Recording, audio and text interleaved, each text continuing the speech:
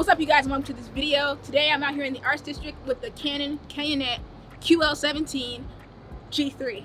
And I've always been wondering, what do portraits look like on a rangefinder camera? Specifically on this camera, because every time I go online to kind of search for portraits on this camera, I don't find much. So I'm going to be walking around and finding out how good the images look while shooting portraits on this camera. My model for today,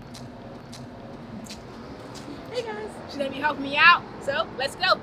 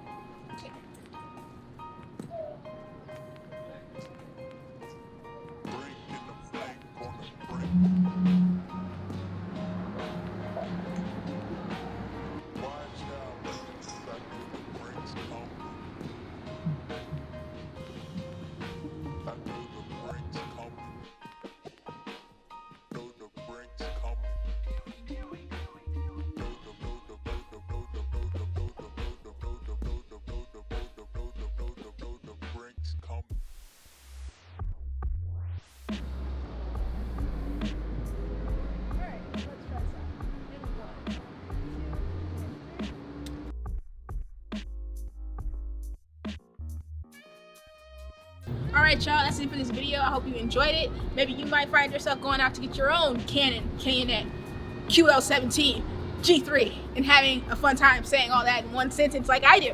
Alright, wait. Before you guys leave, I wanted to make sure I gave you my opinions now that I too have seen the photos. Making portraits on this camera is a little bit tricky. As you know, it's a rangefinder camera. For the most part, I found it pretty easy, as long as the conditions were just right. And when I say just right, I mean the conditions that worked best for me were when it was nice and sunny outside, or when it was nice and evenly lit all around. Case in point, when I was near the Mercedes and taking portraits in front of that vehicle, I found it a little bit more difficult to find my focus. And that's because the viewfinder was a bit darker because I was in the shade, and my model was too. So I couldn't make out the features of her face. With that said, I was unable to focus on her eyes, which is something that I really like to do when I take photos to make sure I'm getting it tack sharp. Now, looking at these photos now, I still don't think that they're tack sharp, but I do think they kind of work, because even though it's clear that the eyes aren't super sharp, the photo isn't soft, so to speak. And I think that has a lot to do with me keeping my aperture pretty high and being close to focus on my model's eyes. If you're going to shoot portraits using this camera, I would just make sure that it's nice and lit all around. The shadows and the shaded areas, you're going to have more trouble focusing on your model.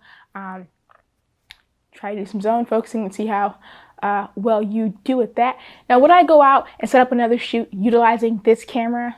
No. Would I make portraits on this camera if I was out and about on the street or if I was hanging out with friends, trip to the beach? Yeah, I sure would. Like I said, it's an enjoyable experience making photos with this camera, and making portraits with this camera was also just as fun.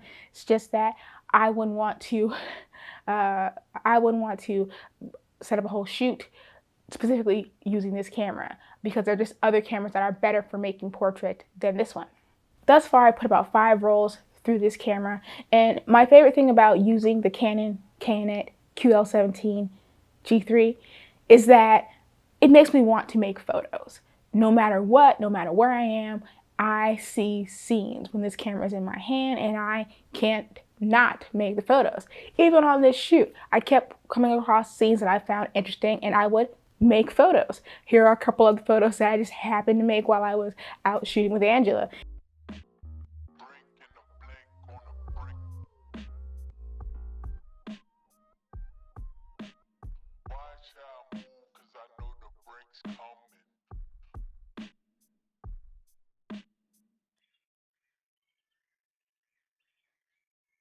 And I can't wait to share more photos with you guys and give you more insights as to how I have found utilizing the Canon Canonet QL17 GIII.